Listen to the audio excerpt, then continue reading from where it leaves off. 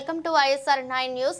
ఆంధ్రప్రదేశ్ మంత్రివర్యులు నారా లోకేష్ ఆదేశాల మేరకు కడప జిల్లా బద్వేల్ నియోజకవర్గంలో ఉన్న అవధూత కాశీనాయన జ్యోతి క్షేత్రంలో జరిగిన సంఘటన గురించి పూజారితో ఫోన్లో మాట్లాడి వివరాలు తెలుసుకున్న ఐటీ విద్యాశాఖ మంత్రివర్యులు నారా లోకేష్.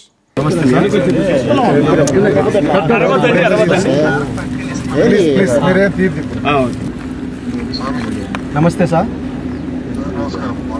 నమస్కారం బాగున్నాం సార్. చాలా పెద్ద పొరపాటు జరిగింది.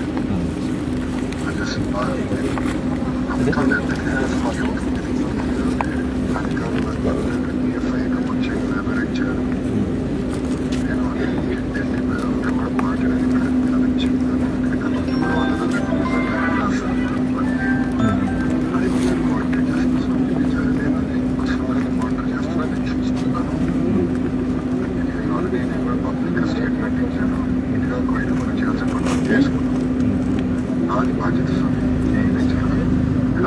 చేసుకోండి.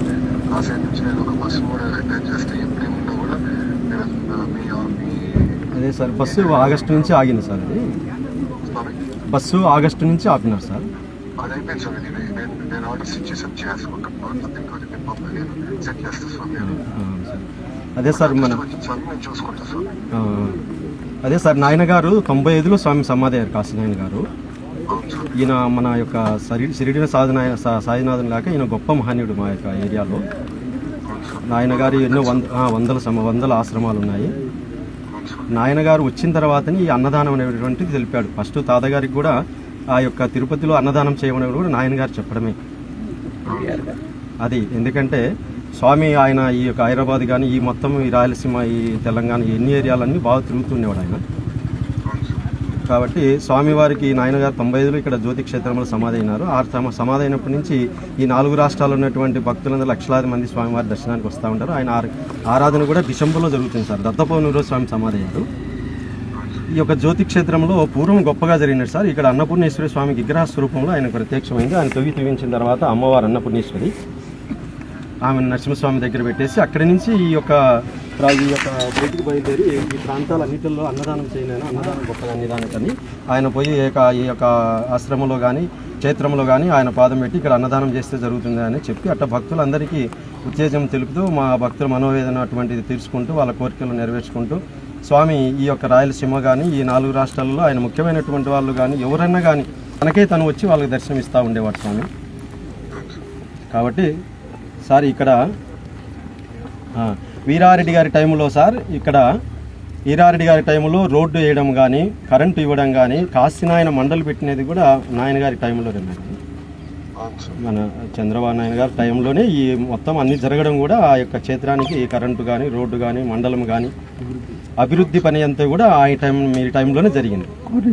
కాబట్టి ఇప్పుడు ఏమైందంటే ఈ 29 సంవత్సరాలలో ఎదురు లేకుండా లక్షలాది మంది దర్శనం చేసుకుంటూ అన్నదానాలు గొప్పగా ఆయన కార్యక్రమాలు జరుగుతూ ఇటీవల ఫారెస్టోళ్ళు కొంత మాకు పర్మిషన్ లేదు, దీని మీద ఇబ్బంది కలుగుతా ఉన్నప్పుడు మేము దానికి తగిన ఒక 50 ఎకరాలు సబ్మిట్ చేసి ఫైల్ ఢిల్లీలో పంపించినాం సార్. అది ఈ లోకల్ మా యొక్క ఇన్ఛార్జి నితీష్ రెడ్డి గారు మా లోకల్ నాయకులు అందరూ కలిసి దీని మీద బాగా శ్రద్ధ పెట్టేసి కాశీనాయన గారి ఆశ్రమాన్ని మెట్టతిరిగి మనం కాపాడుకోవాలనేటువంటి అందరూ ఉద్దేశము.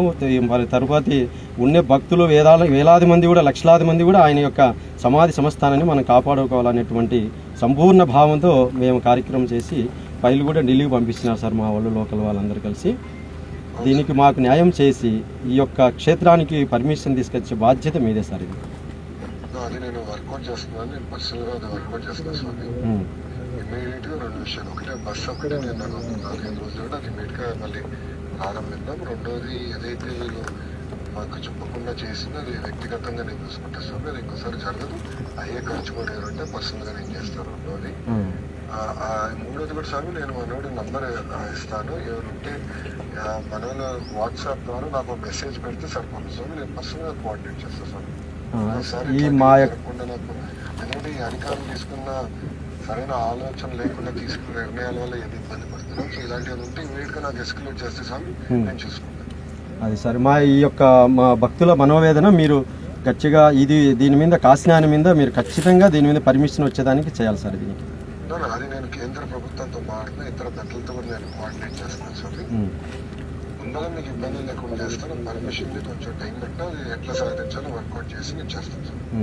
అదే సార్, మన ఫైల్ కూడా నితీష్ రెడ్డి గారు అందరూ కలిసి ఢిల్లీలో ఉంది ఫైలు. ఆ ఫైల్ను మీరు ఒక పరిశీలించి మాకు ఎంతవరకు వాళ్ళు సరే సార్, నా వివరాలు నేను తీసుకుంటే మీ సైడ్ నుంచి ఒక పర్సన్ అటాచ్ చేయండి సార్. చేస్తే సార్ మీరు టైం టు టైం మనతో కోఆర్డినేట్ చేయమని చైతన్య అని ఉంటాడు, అది చేసుకుంటారు సార్. అన్నీ రియల్ టైం మీరు coordinate sir. Thank you sir. Thank you sir. ఇదే సార్ మీ సార్ ఇదో మా నమస్తే సార్. నమస్కారం. నమస్తే.